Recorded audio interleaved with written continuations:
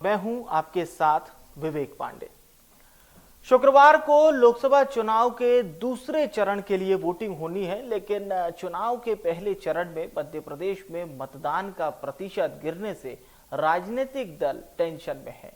पहले चरण में मतदान की ठंडी शुरुआत ने राजनीतिक दलों को चौकन्ना कर दिया। चुनावी माहौल नहीं बनने से महाकौशल की 4 और विंध्य की 2 सीटों पर 2019 की तुलना में 9 लाख कम वोट पड़े हैं। यह हार जीत में एक बड़ा अंतर पैदा कर सकता है। यह हम नहीं बल्कि आंकड़े कह रहे हैं। पहले चरण की 6 लोकसभा सीट यानी कि सीधी, मंडला, शहडोल, जबलपुर, छिंदवाड़ा और बालाघाट में 2019 के लोकसभा चुनाव की तुलना में 2024 के चुनाव में वोटिंग प्रतिशत घटा है। आंकड़ों पर अगर गौर करते हैं तो सीधी लोकसभा सीट में 2019 में 69.50% वोटिंग हुई, तो 2024 यानी कि इस बार 55.19% ही वोटिंग हुई। शहडोल लोकसभा सीट पर 2019 में 74.76% वोटिंग, तो 2024 में 63.73% वोटिंग हुई। अब बात करते हैं मंडला की, जहां 2019 में 77.79% मतदान, 2024 में 72.49% वोटिंग। जबलपुर लोकसभा सीट पर 2019 में 69.46% वोटिंग, 2024 में 60.52% वोटिंग। छिंदवाड़ा में 82.42% मतदान हुआ था, जबकि इस बार 79.18 यानी कि 79.1% मतदान हुआ। बालाघाट का भी हाल कुछ ऐसा ही है। 2019 में यहां पर 77.65% वोटिंग हुई थी, तो 2024 में 73.18% वोटिंग हुई। आज इसी मुद्दे पर विस्तार से चर्चा करेंगे, कुछ मेहमानों को आपके साथ भी जोड़ेंगे।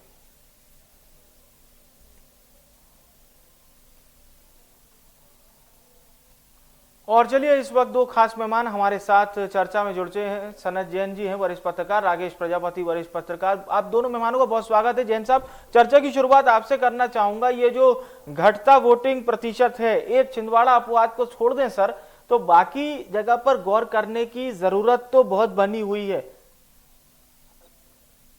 इस बार का जो चुनाव है उसमें मैं 2 बातों को देख रहा हूँ कि भारतीय जनता पार्टी और आरएसएस जो 2019 के लोकसभा चुनाव में देखने को मिलता था जी, तो एक तो ये इस तरीके से चुनाव के पहले दल बदल हुआ, तो उसमें कांग्रेस के जो वर्कर्स हैं या जो संगठन है उसमें भी मतदाताओं में गर्मी के कारण और खेती किसानी के काम अभी चल रहे हैं, तो उसके कारण मतदाता चुनाव का ये ठीक है, ठीक है। सनत जी, आपके ऑडियो में कुछ परेशानी आ रही है, उसको जरा ठीक करवाते हैं, फिर हम आपसे जुड़ते हैं। अभी राकेश जी से मेरा पहला सवाल, राकेश जी, यही रहेगा, ये जो घटता वोटिंग प्रतिशत है, ये किस ओर इशारा करता है? फैक्टर जो हम लोग पहले लगाते थे कि ज्यादा मतदान हुआ तो ये सरकार के कई बार विपक्ष में चला जाता था, विपक्षी पार्टी के लिए मदद कर देता था, लेकिन ये घटता मतदान हम किस ओर देख पाए इसको? ये सबसे पहले तो इंडियन न्यूज के सभी दर्शकों को मेरा प्रणाम और प्रणाम।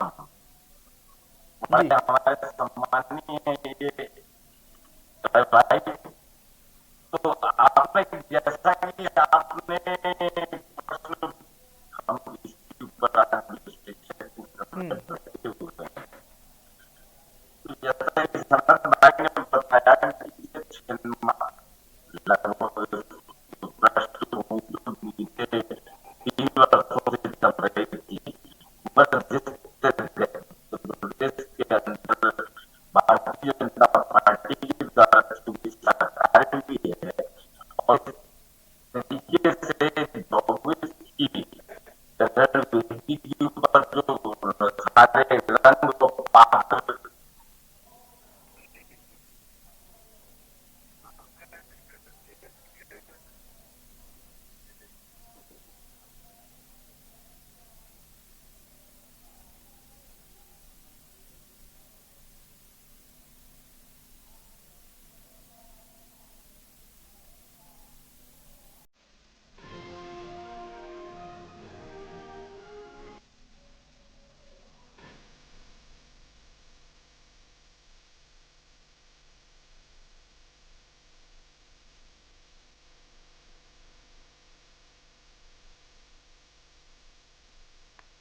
और चलिए सनत जैन जी हमारे साथ एक बार फिर से चर्चा में जुड़ चुके हैं। सनत जी, आप कह रहे थे कि कई सारे कारक हैं इसमें जो वोटिंग परसेंटेज कम हुआ है।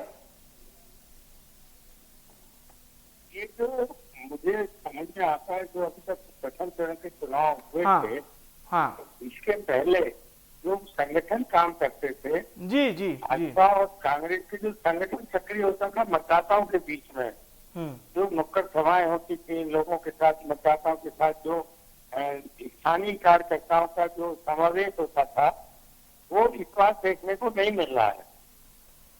इसका अच्छा। असर जो है प्रथम चरण के मतदान में दो कारणों से, कि कांग्रेस में तो लगातार कांग्रेस के लोग भाजपा को ज्वाइन कर रहे थे और एक निराशा का माहौल थोड़ा सा बना हुआ है।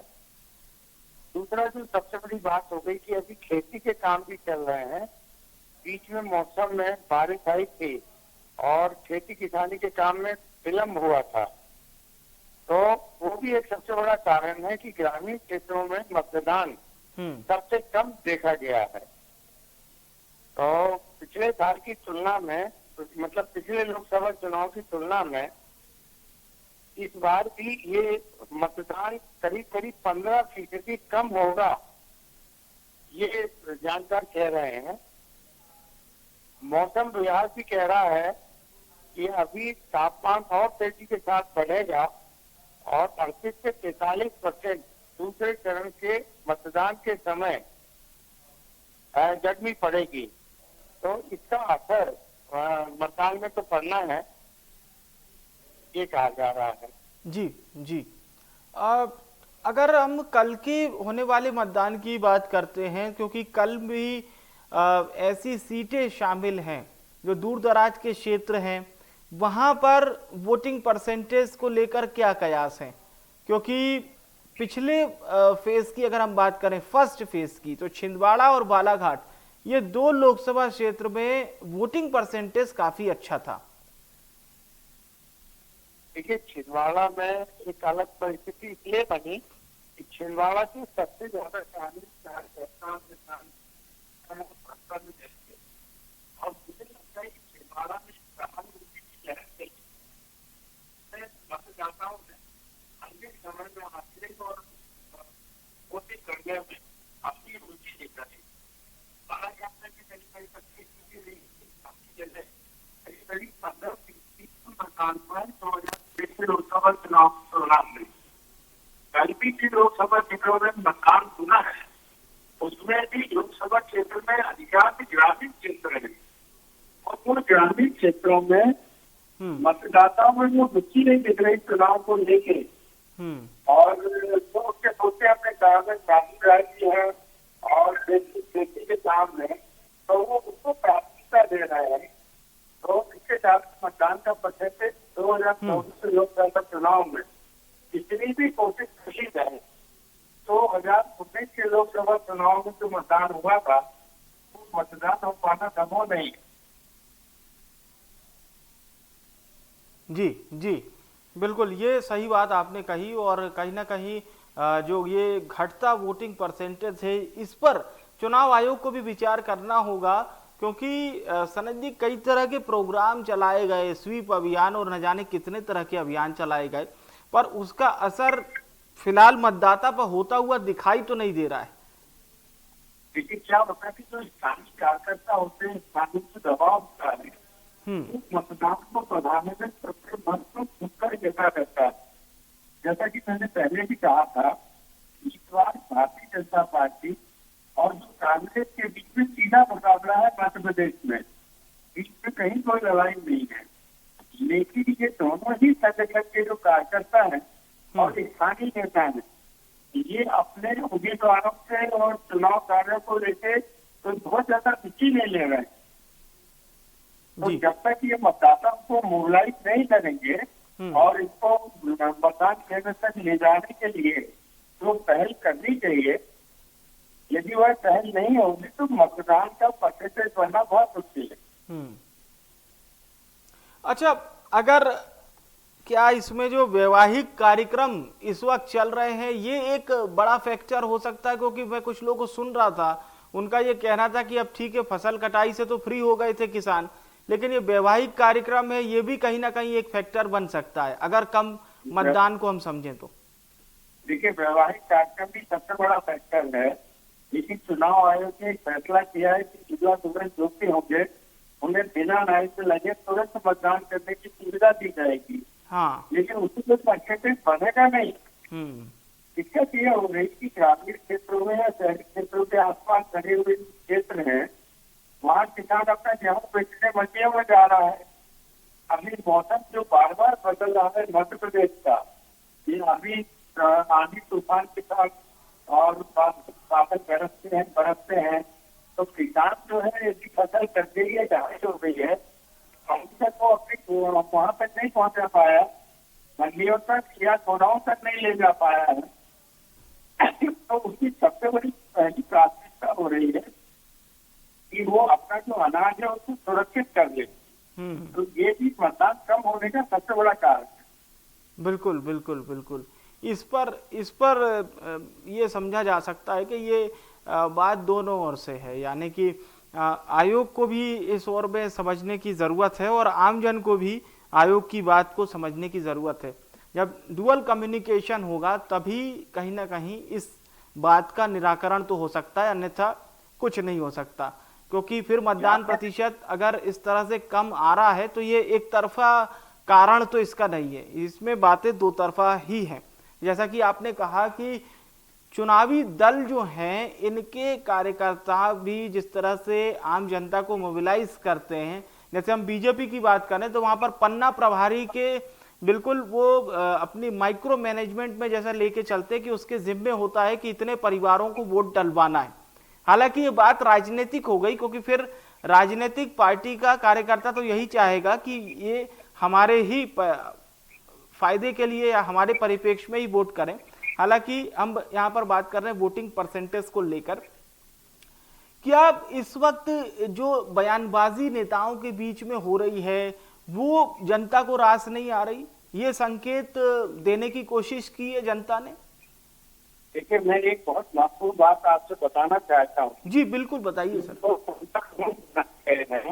और जो भाजपा संगठन एक बढ़िया संगठन है जो अपने चुनाव को बहुत सुनियोजित रूप से लड़ता है, लेकिन इस बार दिक्कत ये हो रही है कि वो भी कहीं ना कहीं लोकसभा के चुनाव में ना तो उसे प्रत्याशी से कोई बहुत ज्यादा लगाव हो पा रहा है और ना संगठन स्तर पर उसको उतनी तवज्जो मिली है, तो वो मानसिक रूप से इस बात के लिए तैयार नहीं है कि जैसे पहले 2019 के चुनाव में वो मतदाताओं को निकालने के लिए बिल्कुल भिड़ जाता था, जैसे भी व्यवस्था करता था, लेकिन वो झेलना इस बार के चुनाव में देखने को नहीं मिल रही है। अच्छा, तो इसका बड़ा कारण क्या मानते हैं आप? इस बात का बड़ा कारण? देखिए, कारण तो बहुत सारे हैं, 3-4 कारण हैं कि जो संगठन के जो स्थानीय कार्यकर्ता होते हैं वो मतदाताओं को निकाल के और मतदान केंद्र तक ले जाते हैं, लेकिन यदि वो उनमें उतनी रुचि नहीं है तो वो एक फॉर्मेलिटी कर रहे हैं, दिखावा कर रहे हैं। तो जैसे वो किसी के घर गए, उसने कहा कि हाँ भैया चलो हम आते हैं, और बस वो घूम के चले गए, उन्होंने अपनी ड्यूटी पूरी कर ली। तो ये 2019 के चुनाव में और 2024 के चुनाव में जो फर्क दिख रहा है कि भाजपा का जो पन्ना प्रमुख होता था, जो वार्ड वाइज उनके कार्यकर्ता होते थे, वो बहुत एक्टिव रहते थे, लेकिन इस बार वो एक्टिवनेस उन्हें वैसी दिख नहीं रही, जिसका असर मतदान पे हो रहा है। तो क्या इसका अगर हम पार्टी वाइज समझें तो इसका खामियाजा किसको भुगतना पड़ सकता है, रूलिंग पार्टी को या फिर अपोजिशन पार्टी को? देखिए, इस बार का जो चुनाव है ये इंडिया गठबंधन और एनडीए गठबंधन के बीच में हो रहा है, और जो पहले लोकसभा के चुनाव में भी बहुत सारी ऐसी पार्टियां खड़ी हो जाती थी कि जो त्रिकोणीय संघर्ष या चतुर्कोणीय संघर्ष की स्थिति बना देती थी। जी। इस बार ये स्थिति लगभग नहीं है। सभी सीटों पर सीधा मुकाबला हो रहा है कांग्रेस और बीजेपी के बीच में। तो यदि मतदान का परसेंटेज घटता है तो कहीं ना कहीं सत्ता पक्ष को इसमें नुकसान हो सकता है।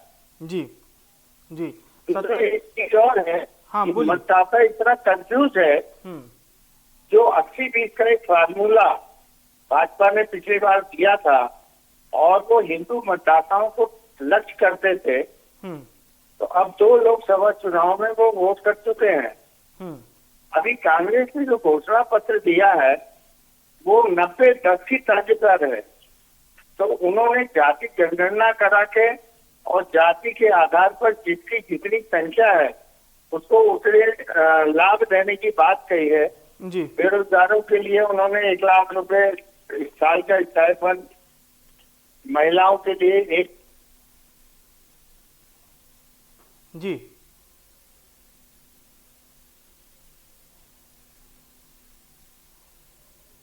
जी जैन साहब की आवाज हम तक नहीं आ रही है। मैं टेक्निकल टीम से चाहूंगा कि एक बार जरा ऑडियो चेक करवाएं उनकी आवाज, ताकि हाँ अब आ रही थी। जी जी जी बोलिए। जी जी ये कहना मुश्किल है। कुछ समस्या हो रही है, उसको जरा ठीक करवाया जाएगा। आवाज अभी बिल्कुल भी साफ नहीं आ पा रही है। एक बार मैं चाहूंगा टेक्निकल टीम से जरा ऑडियो प्लीज चेक करवाएं। ऑडियो बिल्कुल भी अभी नहीं आ रहा है। जी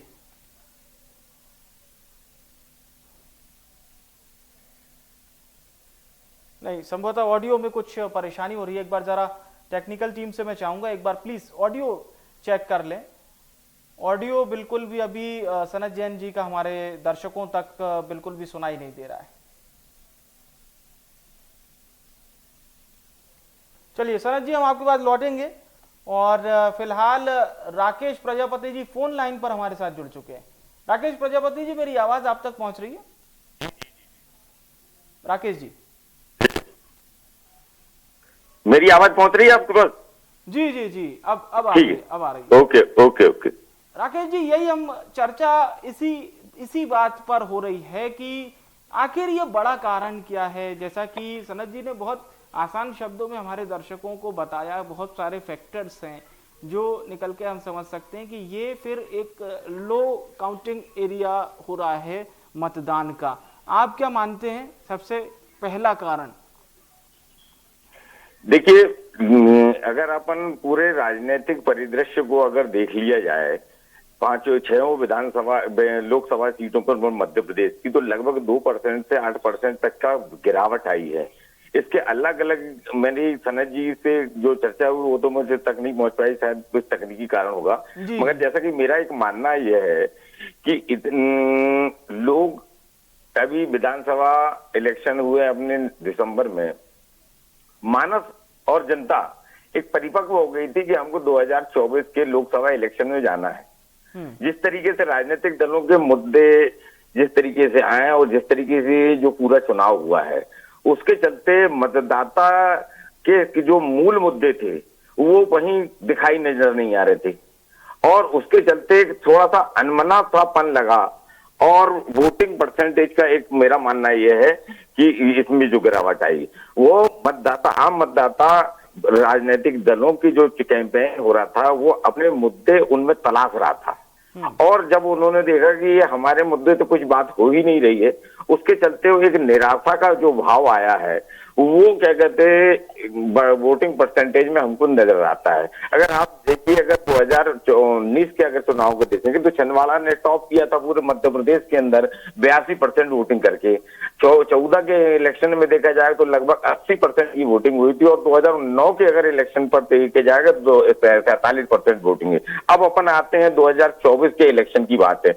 हमारे यहाँ जो है, आपने ये देखा होगा कि हमारे यहाँ 7 विधानसभा क्षेत्र हैं, और वहां पर शहरी क्षेत्रों के अंदर देखा जाए तो वोटिंग का परसेंटेज बहुत कम है, जबकि ये माना जाता है कि शहरी क्षेत्रों के अंदर अधिकतर लोगों का अगर लिटरेसी का रेट है वो अधिक पढ़े लिखा वर्ग है, तो वो वोटिंग करने क्यों नहीं निकला? उसकी क्या वजह है? वहीं ग्रामीण अंचलों के अंदर अच्छी वोटिंग हुई। अगर हम छिंदवाड़ा की अगर बात करूं तो आप देखिए कि हमारे यहाँ 3 विधानसभा जो क्षेत्र हैं वो आदिवासी अंचल के, कम पढ़े लिखे हैं, लिटरेसी रेट वहां कम है, वहां पर जबरदस्त वोटिंग हुई, लगभग 82, 80 और 81% वोटिंग। तो ये जो मुद्दे मैंने जो बात किया, जहां तक मेरा एक मानना है कि इस जो इलेक्शन में आम मतदाताओं की जो समस्याएं थी और इनके निराकरण की वो सोचते थे, वो मुद्दे राजनीतिक दलों की ये शोर शराबे में और इस जो कैंपेनिंग में अब ये मतदाता अपने आप को उबा हुआ और ठगा सा महसूस करता है। वो शायद जहां तक जानना चाह रहा है कि हमारे मुद्दों की जो हमारी जो परेशानियां हैं, रोजमर्रे की परेशानियां हैं, वो महंगाई है, बेरोजगारी है, इनकी तो कहीं बात ही नहीं हो रही है। और सब ये सब बातें जगह एक दूसरे पर लांछन लगाने का और श्रेय लेने की जो राजनीति है, उसमें आम मतदाताओं के आशा और निराशा हाथ लगी है। इस वजह से मेरा एक मानना यह है कि वोटिंग परसेंटेज में आज लोगों को क्या कहते हैं, अपने को ये इलेक्शन में वोटिंग परसेंटेज जो होना था उससे हमें हाथ में निराशा आई है। लगभग जैसे जैसे लोकतंत्र परिपक्व हो रहा है, आज वोटिंग परसेंट लगातार बढ़ते रहना चाहिए था। और ये जो अभी जो आए हैं, सैंपलिंग आई है लगभग 80% हमारे यहाँ छिंदवाड़ा की, तो ये एक निराशा का भाव है। मध्य प्रदेश के अंदर जाकर बात कर रहे हैं और पूरे इलेक्शन की अगर पूरे राष्ट्रीय परिदृश्य के ऊपर जाए तो 102 सीटों के ऊपर चुनाव हुआ है। वहां पर आप देखिएगा कि शहरी क्षेत्रों के अंदर जबरदस्त वोटिंग, वो कम वोटिंग हुई और ग्रामीण अंचलों के अंदर वोटिंग का परसेंटेज कम है। जबकि हम ये लोगों को मानना है कि शहरी क्षेत्रों के अंदर पढ़े लिखा एक वर्ग होता है और वो क्या कहते हैं, सोच समझकर वोटिंग के लिए निकलता है। तो ये जब इस बार मतदाता लगभग पूरे अगर राष्ट्रीय परिदृश्य के ऊपर देखे 102 सीटों के ऊपर देखे तो 2% से लगभग 11% तक का जो कम हुआ है वोटिंग, वो एक बड़ा राजनीतिक दलों को सोचने का विषय है। चलिए, बिल्कुल शुक्रिया राकेश जी आपका, और सनत जी आपका भी बहुत बहुत धन्यवाद हमारे साथ जुड़ने के लिए। आप दोनों मेहमानों का बहुत बहुत शुक्रिया, धन्यवाद। देखिए, बहुत जरूरी और बहुत ही महत्वपूर्ण विषय पर हमारी चर्चा बड़ी बहस के जरिए हो रही थी। चर्चा इसी बात को लेकर थी कि ये जो घटता वोटिंग परसेंटेज है, इसका बड़ा कारण क्या है, जिस पर हमने अलग अलग फैक्टर्स को समझने की कोशिश की है। इसमें नेताओं के बयान भी है, उनका मुद्दों से भटकना भी है, साल दर साल लोगों की पूरी ना होती आकांक्षा भी है, फिर वो चाहे क्षेत्रीय दलों से हो या फिर राष्ट्रीय दलों से हो या फिर अपने जनप्रतिनिधियों से हो। इन तमाम चीजों का समुच्चय ही वो प्रतीक बन गया, उस प्रतिशत तक पहुंच गया जहां पर हम लोग घटते वोटिंग परसेंटेज के बारे में चर्चा कर रहे थे। अब अगले दिन यानी कि 26 अप्रैल को दूसरे चरण का मतदान होना है, जिसमें मध्य प्रदेश के 6 लोकसभा क्षेत्र और छत्तीसगढ़ की 3 लोकसभा क्षेत्र शामिल है। यहां पर किस प्रकार का वोटिंग परसेंटेज निकल कर सामने आएगा, इसकी पल पल की अपडेट आप लगातार देखते रहेंगे इंडिया न्यूज मध्य प्रदेश छत्तीसगढ़।